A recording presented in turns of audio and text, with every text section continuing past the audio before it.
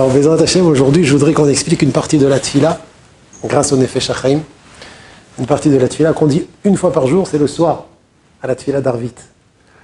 Une partie très très importante. La deuxième bracha qu'on récite avant la lecture du Shema, elle commence par, pour les Sfaradim, Ahavat Olam.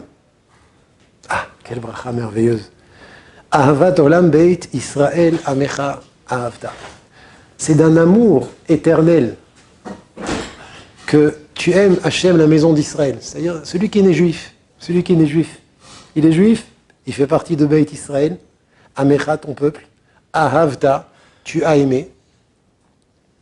Alors c'est vrai que c'est au passé, mais ça, on dit bien Ahavat Olam, un amour éternel. Il y a un amour éternel que Hachem, il aime chaque juif.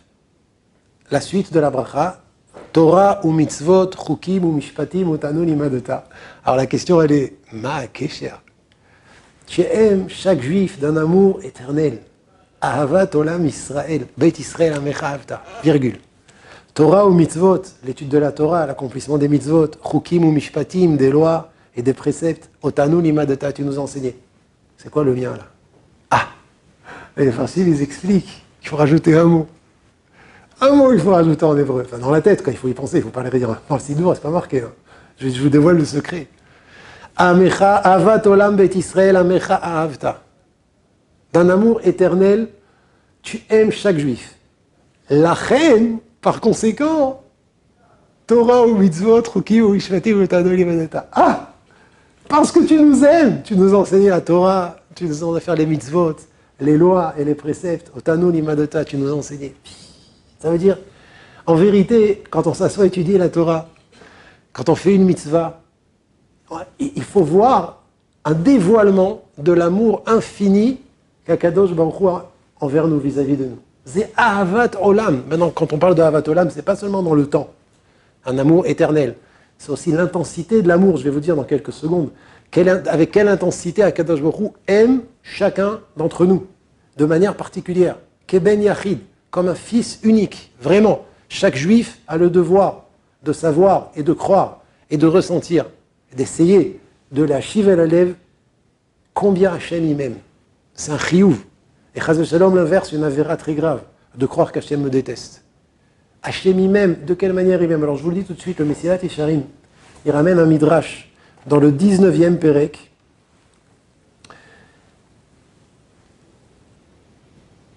dans 19e Pérec du Messilat Yesharim, il ramène le Midrash Rabbah. Il dit le Midrash Rabbah, Amar Rabbi Shimon ben Lakish, Beshalosh leshonot shel chiba, sous forme de 3 expressions d'amour, Chibev Akadosh Baruch Hu et Israël. Akadosh Baruch Hu chérit les Juifs. Bedvika, Bechashika ou Bechafitza. Dvika, c'est dvekut, c'est collé. Un langage qui exprime l'adhérence. Je ne sais pas comment dire en français, dvekut. L'union. Chashika, c'est le désir. Et chafitza, c'est aspirer. Comment on peut... Chérir. Chérir. L'arpots. Chérir, exactement. Ça veut dire, on voit ici 3 termes qui expriment de quelle manière Dieu aime chacun d'entre juifs. Chaque personne du Ham Israël, chaque juif. Ve'anu le medimoto, c'est pele plaim, c'est pas shoot. Si c'était pas nos sages qui le dit, qui l'avaient écrit, je l'aurais pas dit. Hein. Et d'où est-ce qu'on apprend ces 3 leshonotes là? Mi parashiato shel Shrem ben Hamor, de la paracha dans laquelle on raconte l'histoire de Shrem, le fils de Hamor. Le Shrem, le fils de Hamor, il habitait à Shrem, ouais. Et il est tombé très très très amoureux de qui? De Dina, la fille d'Yaakov. Et là-bas, il y a marqué 3 leshonotes qui sont Dvekut, Chashika et Chafitza. C'est les termes les plus expressifs pour montrer, pour dévoiler l'amour qu'un homme peut avoir vis-à-vis d'une femme. Eh bien, Akadosh Baruch Hu utilise les 3 mêmes termes concernant l'amour qu'il a vis-à-vis de chacun d'entre nous. Extraordinaire. C'est quoi l'amour d'Hachem? Et sur ça, je reprends la bracha. Sur ça, la bracha continue et elle dit Alken. Par conséquent, là c'est marqué, Alken, par conséquent, Hachem Elokenu, Hachem notre Dieu, Beshorvenu lorsqu'on va se coucher, Uvkumenu lorsqu'on se lève, Nasiach bechukecha, on va raconter tes lois, Venismach venaaloz, On va se réjouir doublement, ces deux termes qui expriment la joie. Bedivrei Talmud Toratecha ou mitzvotecha, dans les paroles de ton étude, de ta Torah, et dans tes mitzvot, vechukotecha et de tes lois, le'olam vaed, c'est-à-dire par rapport à l'amour qu'Hachem nous aime, ahavat olam, nous on déclare qu'on va être oskim batorah le'olam vaed, de manière éternelle. Nous, si on pouvait, nous, nos enfants, nos petits-enfants, ad sof kol adorot, jusqu'à la fin de tous les temps, tant qu'on est mortel, on déclare sur nos descendants, et Bezrat Hashem, quand on sera immortel, ce sera sur nous-mêmes. Les Olam Vaed. Tout le temps, on sera au Skim Batorah. De la même manière que tu nous aimes, nous, on veut, et que l'expression de ton amour, c'est par le fait que tu nous as donné la Torah et les mitzvot. Nous, Kaviachol, en retour, on déclare que Beshorvenu v'kumenu nasiach bechukecha v'nismach v'na'alos v'divret talmud toratecha le'olam vaed. Maintenant le Ikar. Vous êtes prêts? Qui hem chayenu. Ve'orech yamenu. Car, elles, les paroles de la Torah, sont notre vie. Qu'est-ce que ça veut dire que les paroles de la Torah sont notre vie? Rabotai, la réponse à la question que tout le monde se pose, mais qu'est-ce qui nous arrive? Qu'est-ce qui nous arrive?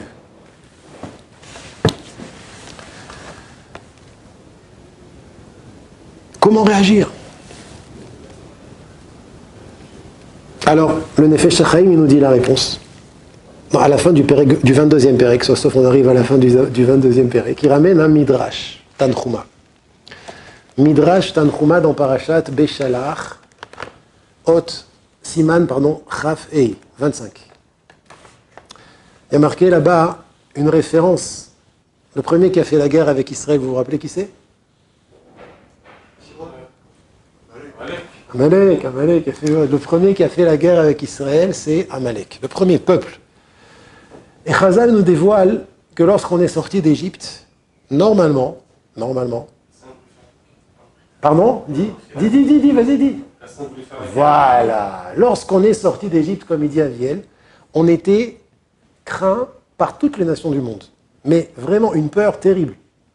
Pour quelle raison? C'est quelque chose de rouhani, c'est dans les mondes spirituels. Et Amalek, il est venu et il a refroidi cette peur qui émanait de nous vis-à-vis du monde, comme il est écrit que, dans un autre midrash, qu'Amalek a été considéré comme quelqu'un qui a sauté, qui a plongé dans une baignoire bouillante. Il s'est brûlé, mais il a refroidi. Alors, si la baignoire elle est bouillante, celui qui plonge dedans, il se brûle, il se fait très mal. Mais en tout cas, du fait qu'un corps est rentré dedans, un corps étranger, ça a fait que la baignoire a refroidi. Amalek, c'est la même chose. Quand il est venu se battre contre Israël, il a refroidi la yira, la crainte que les nations du monde avaient vis-à-vis de nous. Donc à partir de maintenant, toutes les guerres, à partir d'Amalek jusqu'à ce que le Mashiach y vienne, c'est parce qu'Amalek nous a refroidi la baignoire. Donc vadaï que concernant les guerres, si on veut savoir ce que la Torah elle pense, Ken, il faut savoir ce que on va se référer à la première guerre. Va y avoir Amalek. Alors le Nefesh HaChaim, il dit va voir là-bas. Dans Midrash Tanchuma, Parashat Beshalach, Siman Chaf Ei. Je cite le Midrash. Rabbi, d'abord il y a marqué le pasuk, Vayavo Amalek, Vayilachem im Israël. Il est venu à Amalek, il a fait la guerre avec Israël. Donc, des peuples qui font la guerre avec Israël, on sait ce que c'est, malheureusement. On a beaucoup d'expérience. Rabbi Elazar ben Chisma Omer Mikraze, ce verset, Rashum, il est écrit, Omefourash, et il est expliqué à l'aider Iyov. Par Iyov. Il y a marqué un pasuk dans Iyov, chez Nehemar. Le prophète Iyov dit Aïg e gome belo bitsa. Gome, c'est une plante. Aïg e, est-ce qu'elle peut grandir cette plante? Gome, cette plante, est-ce qu'elle peut grandir sans bitsa, sans l'eau marécageuse? Vous savez, des fois, il y a une plante qui pousse dans les marécages, je ne sais pas comment dire en français, en hébreu, elle s'appelle gome. Ah oui, mais gome, c'est le jonc. Le jonc. Oui, puisque, comment elle s'appelle? Myriam. Enfin, les parents de Moshe Rabbeinu, ils ont mis Moshe, quand il était bébé, Betor Tevat Gomé. Du jonc, je crois. Du jonc. Bambou, voilà, comme du bambou. Osier, bambou, c'est du jonc. Et à l'intérieur, à l'extérieur, il a mis du titre. À l'extérieur. Mais en quoi elle était faite là? En quoi le berceau, il était fait? En gomé. Donc le gomé, c'est une plante, ou c'est un bambou, qui pousse dans les marécages. Alors le pasuk dans Yov, il est intéressant. Il dit Aïg e gomé belo bitsa. Est-ce que peut pousser le jonc sans marécage, sans l'eau vaseuse qu'il y a dans les marécages? Bien sûr que non, c'est la réponse. Et là, le Midrash, écoutez ce qu'il dit. Keshem she'i efshar legome beli betza. De la même manière que le jonc ne peut pas pousser sans betza. Betza, donc c'est l'eau vaseuse. Car, ainsi, I efshar le Israël lichiot. Israël ne peut vivre ela imken mitaskin bedivri Torah. Seulement s'ils sont affairés à l'étude de la Torah. Il y a une condition. Pour que Israël puisse vivre, il faut qu'il soit mitaskin bedivri Torah. Ou les filles, je continue le Midrash, ou les filles chez Pirshu Israël bedivri Torah. Et lorsque Israël s'écarte de l'étude de la Torah, les fichach a sonné Baaleem. Par conséquent, l'ennemi vient vers eux. Ou les olam en a sonné ba ela al chet ve'alavera. Et on sait que l'ennemi ne vient que sur une faute, chet avera, est-ce que c'est shogeg mezid? En tout cas, normalement, quand Israël, ils sont shlemim dans la Avodat Hashem, ils se renforcent dans la Avodat Hashem, il n'y a pas d'averot, il n'y a pas de sonné kemagia, mais là, plus que ça encore, il peut avoir une situation où Chaz v'Shalom, Israël est parfait, comme on l'avait vu dans la Gemara, dans Yoma. Si Chaz v'Shalom, Israël s'écarte de l'étude de la Torah, alors le sonné, il est balem, comme ça le Midrash dit. Et ce Midrash, il est ramené dans Nefesh HaChaim à la fin du 22e Pérek. Exactement ce que je viens de vous dire. Israël ne peuvent vivre que s'ils sont affairés à l'étude de la Torah. Alors c'est vrai, bien évidemment, au niveau du Klal Israël, au niveau de l'entité entière de Klal Israël, mais il faut savoir la chose la plus importante. C'est ce que je vais dire maintenant. C'est que même si la majorité du Klal Israël, la majorité du Ham Israël ne sont pas affairés à l'étude de la Torah, il faut savoir qu'un homme peut sauver la situation. Lorsqu'un homme se prend en main et il étudie, et plus il étudie sérieusement, et plus il étudie dans la joie, plus il étudie dans la simcha, en se déconnectant de tout le reste, pour pouvoir se connecter avec la Suga qui est en train d'étudier, et plus il protège tout le Klal Israël. Parce que ici, Chazal nous dévoile que Klal Israël ne peut pas, Ifchar les Israël ne peuvent vivre, seulement s'ils sont affairés à l'étude de la Torah. Ah, c'est Nora Ve'ayom. Maintenant, je reviens à la bracha du Kiryat Shema. J'ai posé une question. Venismach, vena'alos, bidivre talmud toratecha, on récite tous les soirs. Ou mitzvotecha, vechokotecha, leolam ved, on va se réjouir doublement dans l'étude de ta Torah et de tes mitzvot. Leolam vaed, pour l'éternité. Ki hem chayenu, car elles, les paroles de la Torah, sont notre vie. J'ai posé une question. Qu'est-ce que ça veut dire que la Torah, c'est notre vie? Selon ce que dit le Midrash, c'est terrible. Ça veut dire quoi, c'est notre vie? C'est pas quelque chose qui va améliorer la vie. Les petits de la Torah, c'est quelque chose qui va permettre de vivre. C'est quelque chose qui va donner la vie. Et aujourd'hui, que nous passons une époque extraordinaire, une époque qui, Bezrat Hashem, va se terminer très bien par la venue du Mashiach et le dévoilement d'Hashem, on a plein d'ennemis, plein d'ennemis qui viennent sur nous, de tous les endroits du monde. Tous les endroits du monde. Vous savez qu'à Jérusalem, on ne le sent pas, mais vous savez que là, en ce moment, il y a des missiles sur tout Israël. Tu es au courant? Oui, tu entends? mais ici, on entend déjà des avions. Oui, mais c'est pas une preuve. Quand tout va bien aussi, on entend des avions. Non, Rabotai, la Torah Kdosha, c'est notre référence. La Torah Kdosha, c'est notre référence. Il y a marqué dans le Midrash, où les filles chez Pirshu Israël midivre Torah, les fikach hassoné ba'aleem. Comme les Juifs se sont écartés de l'étude de la Torah, alors l'ennemi vient sur eux. Il y a des ennemis. Ce qui nous protège, c'est l'étude de la Torah. Combien ils sont tipchim, combien ils sont idiots, les gens qui sont censés diriger le pays et qui veulent prendre les Bachouri et Shivot qui étudient la Torah pour les mettre à l'armée. C'est mamash neged akadosh baruch hu, c'est contre Hashem et contre la Torah. Afour ve'afour, va dire qu'il faut une armée. Mais que les soldats sachent que si jamais ils réussissent à la guerre, c'est parce qu'il y a des Juifs derrière qui étudient la Torah. Les fichiers en assoné ba alehem et laimken porshim mina Torah rachmana letzlan. Ki em chayenu, c'est pas une petite chose. Quand tous les soirs on dit ki em chayenu ve'orech yamenu, les paroles de la Torah sont notre vie, c'est pas une petite chose. Nous on sait très bien que dans ce monde, il n'y a pas que la gashmiyut de ce monde. La gashmiyut de ce monde c'est secondaire. Ce qui est primaire, l'essentiel dans ce monde, c'est la ruchmiyut de ce monde. C'est ce qui fait tourner ce monde. C'est ce qui maintient ce monde. C'est la neshama du monde. La neshama du monde, c'est elle qui fait qu'Am Israël sont chai vekayam. La neshama du monde, c'est quand les Juifs sont oskim batorah. Il y a un autre midrash, toujours dans Parashat Beshalach, au même paragraphe. Il y a marqué là-bas, un plus connu Rashi le ramène dans Parashat Beshalach, et il dit, Acherim omrim, pourquoi il y a marqué dans le pasuk, Vayavo Amalek, Vayilachem im Israël berefidim. Il y a marqué, il est venu à Amalek, et ils ont lutté, se sont battus contre les Juifs à Refidim. Refidim, c'est le nom d'un endroit. Mais aussi, Refidim, ça fait allusion à quelque chose. Refidim, c'est en hébreu, Rafouille. Rafouille, c'est quoi en hébreu? Relâcher. Relâcher. C'est l'inverse de Chosek. Il y a Chosek, c'est quand on attrape quelque chose fort. L'Arzik. L'Arzik, c'est attraper quelque chose fort. Quand on attrape quelque chose de manière relâchée, on dit Zerafouille etzlo. C'est relâché chez lui. C'est relâché. Pourquoi il y a marqué Refidim, Rabotai? Vaïlachem berefidim. Amalek, la première guerre s'est passée à Refidim.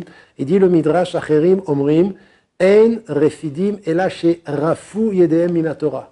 Refidim, c'est parce qu'ils se sont relâchés de l'étude de la Torah. Les Fikar, Amalek Baaleh. C'est pour ça qu'Amalek est venu faire la guerre avec eux. À ce moment-là, c'était juste après ou juste avant le don de la Torah? Amalek est venu après le don de la Torah. Ouais, mais on avait la Torah. Ils ont déjà commencé avec Bah oui, bien sûr. Si c'était avant. Il y a eu un petit relâchement déjà. Bah oui, ça demande un chizouk, la Torah. Le Midrash continue et dit Vechen atamotse, et ainsi tu trouves, chez Ein Soneba, l'ennemi ne vient que, et la alédé rifion yadaim min Torah. C'est seulement quand les mains se relâchent de l'étude de la Torah. Chez Nehemar, il ramène un pasouk, vechoulé. On dit vrai, Yamim. Qu'est-ce qu'on apprend de la rabotaille? Moi, je veux parler maintenant de l'autre côté, le côté positif, toujours, c'est ce qui m'intéresse. En tout cas, il faut connaître les deux revers de la médaille. Quel mérite! Quelle sroute! Vadaï qu'il faut prier pour les soldats, c'est sûr, c'est nos frères, on les aime, on les adore, on prie pour eux. Mais elle est où la guerre? Elle est là! C'est ici que ça se joue, dans les bâtés midrashot. Là où les Juifs se réunissent pour étudier la Torah, c'est là qu'elle se joue. Quand quelqu'un il se bat contre lui-même, contre son Yetzer Hara, il ne parle pas d'autre chose. Il vient au Seder à l'heure. Il étudie avec joie. Il s'investit dans son étude. Ça fait tomber des mechablim. Ça protège des missiles. Ça arrête la guerre bichlal. Et quand Chas v'Shalom, on se relâche de l'étude de la Torah, alors, à Soneba, c'est quoi le pitaron? Maintenant, Rabotai, soit on est juif, et on réagit comme des juifs, soit on est chrétien. Les juifs, comment ils réagissent à une situation comme la nôtre? Chizouk. Étudier la Torah avec plus d'intensité, avec plus de joie, plus de temps. C'est ça qui va nous sauver. Vadaï nitpalel, c'est sûr qu'il faut prier aussi pour les soldats. C'est évident. C'est Agouda Achat. Vous étudiez Arbat Aminim, là, nachon? Dans l'Arbat Aminim, il y a 4 espèces. Le hétrog, le loulav, Hadas et Arava. Eh bien, le hétrog, ça représente les gens qui ont Torah ou Maasim Tovim. Le Hadas, ça représente les gens qui ont Torah mais pas Maasim Tovim. Le Lulav, ça représente les gens qui ont Maasim Tovim mais pas Torah. Et la Arava, ni l'un ni l'autre. Ni Torah ni Maasim Tovim. Des Juifs qui ont ni Torah ni bonnes actions. Qu'est-ce qu'on fait à Sukkot? On prend les 4 et on les réunit. On est un seul peuple, peu importe qui tu es, peu importe ton niveau, combien tu pratiques tes Juifs, on réunit tout l'Am Israël. Les Arbat Aminim représentent les 4 catégories qu'il y a dans l'Am Israël. Torah et mitzvot, il y en a qui ont que Torah et pas de mitzvot, il y en a qui ont que mitzvot et pas Torah, il y en a qui ont rien. On réunit les 4 et on dit devant Hachem, voilà ton peuple, Am Israël ou Am Echad Ba'aretz. C'est un peuple sur terre. Aval, il y a une condition, c'est que le hétrog, il soit hétrog. Il faut que le hétrog, il soit hétrog. Celui qui a la chance d'étudier la Torah, il faut qu'il sache que c'est un hétrog. Il faut la Torah et les mitzvot. Dans une période comme la nôtre à Botaï, il ne faut pas avoir peur. Il ne faut pas avoir peur. Il ne faut pas être angoissé. Il ne faut surtout pas être en lachatz. Il faut être encore plus bessimcha, qu'on fait partie du peuple élu, Et la solution à cette guerre, elle dépend de nous, comme j'ai dit tout à l'heure. La guerre, c'est ici qu'elle se passe. On ne croit pas que le monde, c'est un monde matériel. On sait que le monde, c'est un monde qui est géré par quelque chose de spirituel, comme j'ai dit tout à l'heure, par la neshama du monde. C'est ici que ça se passe. On va se renforcer dans l'étude de la Torah. On va se renforcer dans l'accomplissement des mitzvot. Ben Adam la Chavero. On va se renforcer dans l'accomplissement des mitzvot. Ben Adam la Makom. Et grâce à ce chizouk là, alors Akadosh Baruch Hu va nous amener la Géoula. Et surtout, n'oubliez pas, Lo lefached. Comme la chanson elle dit, Lo lefached klal. Et bisrouzé Akadosh Baruch Hu, Igal otanu bekarov. Amen, amen.